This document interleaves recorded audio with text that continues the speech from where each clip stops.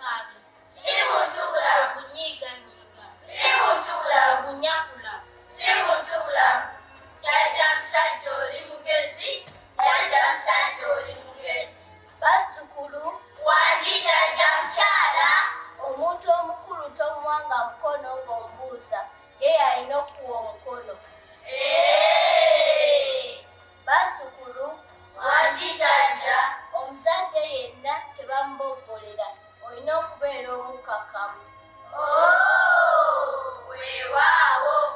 Omwana omukulu awaka ayamba ku bato be. Jjajja kituufu. Naye jjajja ye waaba tayagala kumpa ku byakulya bye. Haha, kano akaana kaagala okulya. Hahaha. Bazzukulu, tomusasulanga muntu n'ekibi ne bw'aba nga ye yeeyisizza obubi.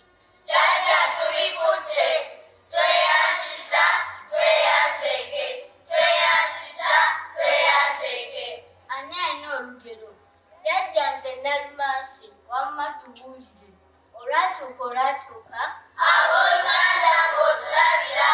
Nga wabaawo omwana eyatambula nga tategeezezza bazadde be. Era nga tawuliriza bazadde. Mulowooza ki ekyamutuukako? Tetumanyi. Olumu omwana oyo yagenda ku luzzi. Ekizike ne kimulya. Omuzadde w'omwana ono yali ayitibwa Siiri. Omukyala eyali atambula ye yasanga ekizike nga kiri mu kulya omwana ono.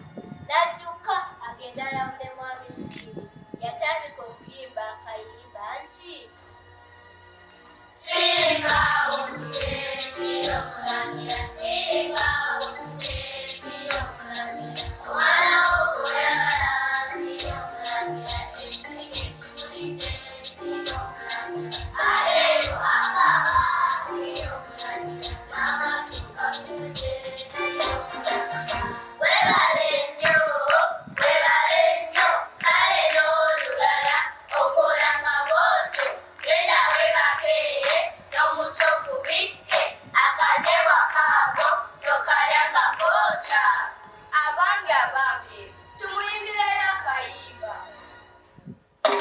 Siringawo bebi, maama wanadda, anakuwa ebbere. Ekyete. Ateekeze kyete. Abange. Wangi mukwano. Omanyi kanyola nnimi? Yee. Singa senga yasenge singo, singa se simye. Singa senga yasenge singo, singa se yagala. Embwa y'abanadde eridde ennyama y'abanadde, abanadda wanadde naddawa. Mwineeranyiza nga tumaliriza. Yee. Essaamu saagala wakati. Wessaamu gajja kuwakanya.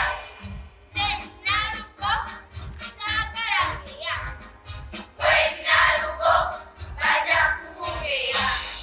Nze Galabuzi saagala ddula. Gwe Galabuzi gajja kuduulira. Abange, tugende tukime amazzi. Abaffe tumale gagenda nga tetuyimbiddemu Nabagereka. Wakiri tugende nga bwe tuyimba. Wamano! Saagoloka gwa, weyalano ge mwani. Yaseerera ku muti, wamma gwe Namerika. Saagoloka gwa, weyalano ge mwani. Yaseerera ku muti, wamma gwe Namerika. Tudde ku nnono. Ladies and gentlemen, on behalf of National Drug Authority and my own behalf, I thank His Royal Highness the Kabaka and the Nabagereka for the great work they are doing for our country. They've given hope to the hopeless. They are on the forefront in the fight against HIV/AIDS, promotion of good livelihood, instilling of OLULIMI into our communities, fighting against substance and drug abuse, educating the nation through several programs and a lot more. But above all, for introducing Ekisakate kya Nabagereka for Ugandans. Ekisakate kya Nabagereka has brought a new praise to our society. Our children are being empowered with knowledge and skills which have slowly but sure, which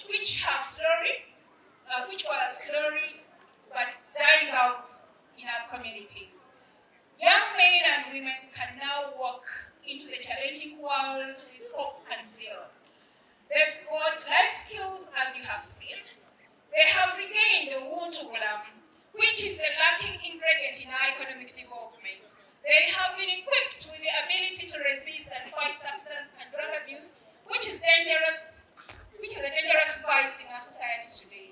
National Drug Authority is very grateful to the Nabagereka for inviting us as special OKUNYOLOZE in 2020 for Sakate. We are very humbled and we promise to continue doing the same wherever we are allowed to do so. I call upon all parents and guardians to always create time for our children. They need us than anything that we think of, or that we think of. You are their support and protection from any danger, source of wisdom and guidance. You are their daily joy and happiness. Kindly be there so that our future as a nation can be brighter and fruitful. National Drug Authority is determined to safeguard the good health of our people by making sure that it is only good, quality, efficacious, and safe human and veterinary medicine and healthcare products are available in Uganda. We therefore need your support in everything we do. Much of the communication is in the Sakate Nabagereka magazine, page 12. You can check it out. And at this juncture, as I get to the conclusion, allow me to get the team behind me to quickly tell you their name. Abaana next Sakate. Bafe wano nga bamanyi nti omuyembe guli osokola cough syrup. Nti aka cypress ketulaba wane mabebe wa Christmas tree. Osokola mu eddagala lya ssenyiga omukambwe. N'ebirala. So as I conclude, I appreciate the OHT Wakatikiro's government for accepting to work with the National Drug Authority in a bid to promote good health among the people of Uganda and Uganda at large. I conclude by thanking the Nabagereka for inviting me and giving me a chance to address you. I wish His Majesty the Kabaka and the Nabagereka a very good health and prosperous new year. Thank you for listening to me. Sabasajja Kabaka Awangale for God and my country, Dr. Medad Bitekerezo, Chairman, National Drug Authority.